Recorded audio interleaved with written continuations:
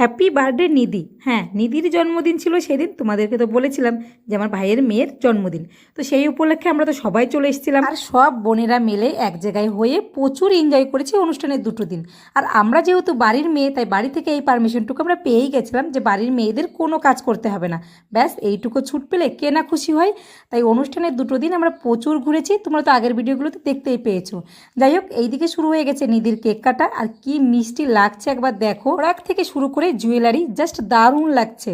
আর এই হলো নিধির মা তনুশ্রী, আমাদের ভাইয়ের বউ। আর এইদিকে দেখো, নিধি প্রচুর কান্না করছিল কেক কাটবে না বলে, কারণ ও একটু ভয় ভয় পাচ্ছিল, একসাথে অনেক লোকজন দেখেছে তো, তাই একটু ঘাবড়ে ঘাবড়ে যাচ্ছিল, তাই বারবার মাকে জড়িয়ে ধরছে কেক কাটবো না বলে। তারপর ওর মা ওকে ধরে কেকটা কেটেছিল, আর কেক কাটার পরে ওকে যখন কোলে নেওয়া হলো তখন ওর মুখে একটু হাসি দেখতে পাওয়া গেল। যাই হোক, অনেক অনেক ভালোবাসা দিও, অনেক আশীর্বাদ করো ওকে। আর নিধির জন্মদিনের ভিডিও তোমাদের কেমন লাগলো কমেন্টে জানিও।